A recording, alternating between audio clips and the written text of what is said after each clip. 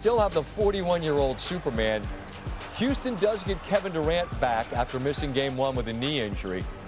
And early on, it's the thin man for three, Durant. And he's cooking. Durant with 11 in the first, one of the great offensive players of this or any generation. Luke Kennard in his bag. Tremendous three-point shooter.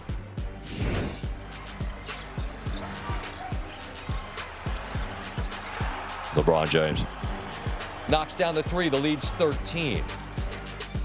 It's a 13-point lead.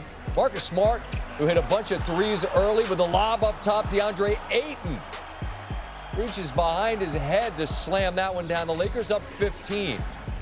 Rockets climbing back in it. Again, it's Durant, who had 20 in the first half, and they trimmed the lead to 3 going into the second half. James, who played 39 minutes in this one with the bounce at 41. We've truly never seen anything like this at this age. It's astounding. The lead is 5. Smart, tough fadeaway being challenged by Jabari. He hits it.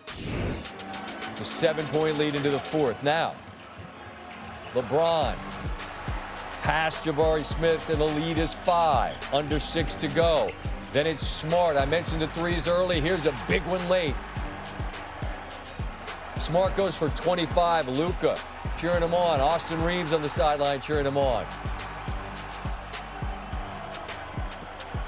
James, who finishes with a game-high 28.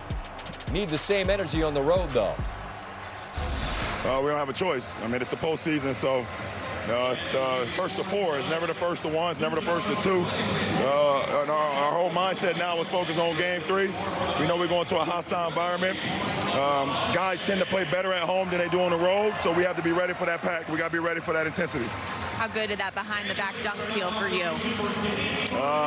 Listen, I'm just super blessed and super humbled to be able to still play the game that I love to play at my age. And I mean, that's it. That's all I got for you, Ashley. Brian, I mean, 41 years old, leading the team, leading the game in scoring, 39 minutes. They don't have Luka. They don't have Reeves. They're up 2-0. He's never lost a series when he's up 2-0. I mean, I get it. We get immune to this to a degree, but this is nonsense, man. This is insane. How do you frame it? Yeah, let's split this down the middle and talk about the Lakers first. This looked like a throwback game to 2006, where LeBron is sort of playing in a rock fight playoff game, carrying, not being able to really shoot the ball great, but just getting to the foul line, manufacturing points. The game is being played in the 70s and 80s. I guess they got a little bit higher than that. I guess they cracked 100. Back in 2006, it rarely happened. And this was just like LeBron in 2006, except for instead of 21, he's 41. And I'm telling you, I'm not seeing a ton of difference in the way he's playing, to be honest with you. And then I think you look at Luke Kennard and Marcus Smart, they combined for 48 points tonight. Okay, maybe if you had Reeves and Doncic, they would have a little bit more than that. But talk about filling the offense. And I'm just going to say, mid-season trade, Rob Pelinka gets Luke Kennard for a relative song. In a competition, that's a great trade, okay?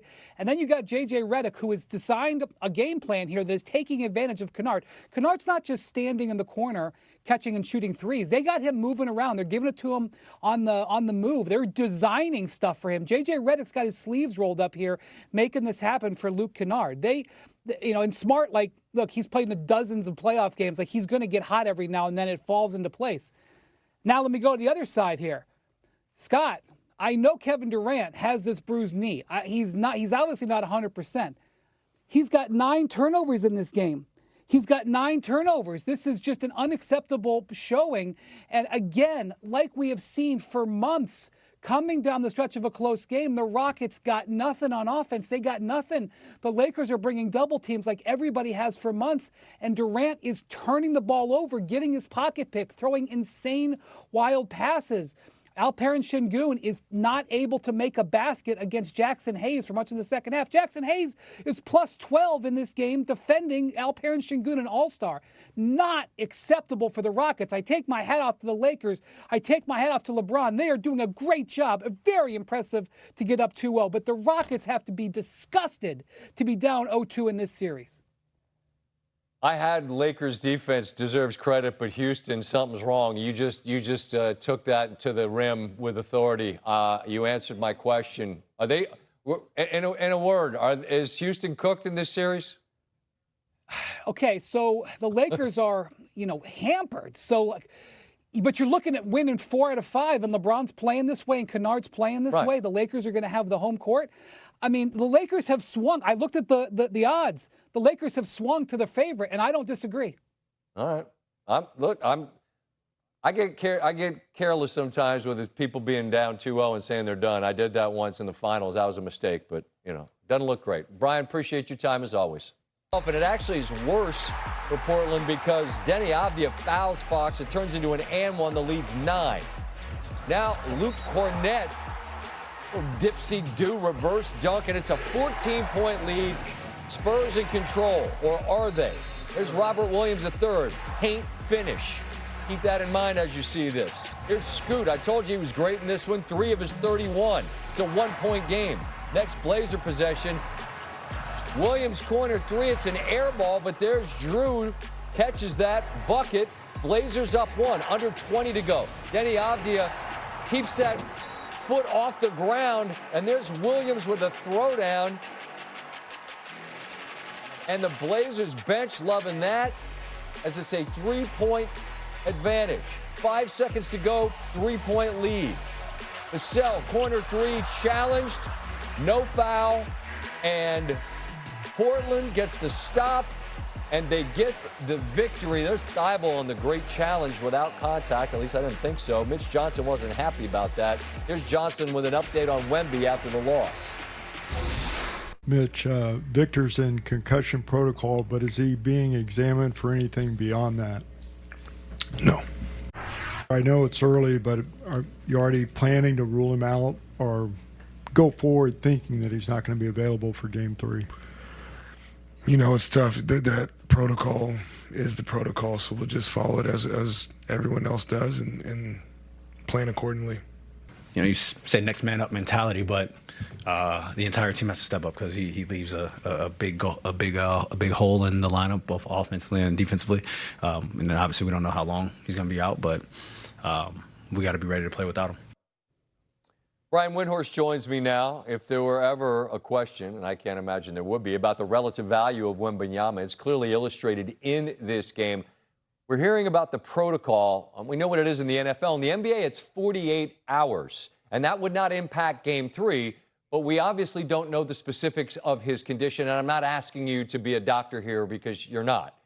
But what does San Antonio do in the short term if Wembanyama is unable to go? Well, I got good news and bad news. The good news is that if you're going to have 2 days, the spot where they've got 2 days between games is 2 days between games 2 and 3. They don't play Game 3 until Friday.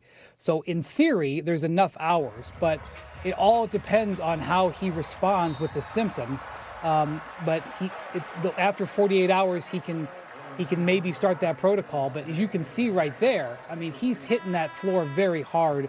They said that he didn't have any other injuries, but Scott, we're going to have to wait a couple of days to figure out where this is. And not only that, but Harrison Barnes injured his wrist in this game, and Dylan Harper finished the game on the bench, aggravating a thumb injury. The Spurs come out of this not only even in this series without home court, they come out of this with several injuries. And the way that the Blazers were able to take advantage of it, attacking the paint, the way the Spurs offense sort of eroded, especially their three-point shooting without Victor to space the floor, it really is going to be a gut check moment for the Spurs.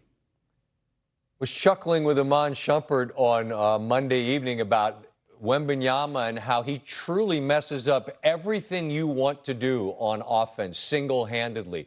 How did Portland exploit his absence in terms of paint points? I mean, I think you had the numbers, but it was obvious. Well, the first quarter, which Victor played 9 minutes of, Portland goes 9 of 12 in the paint, okay? He's a difference maker there. The other 3 quarters, they go 17 of 32. I mean, that's all you need to know. And I got to take my hat off to the Blazers in this game. Denny Avdia, I think, was being bothered by a sore back or something in this game. He doesn't score in the fourth quarter, and they're down 14. And they manufacture a road victory, a group that has not had a playoff win together, much less a road playoff win, to get even and go home with home court advantage. Scoot Henderson with the game of his young career to Monty Kamara playing his second ever playoff game, scores 8 of his 10 points in the fourth quarter. Even though Wembanyama is the story here and going forward, the Blazers pulled this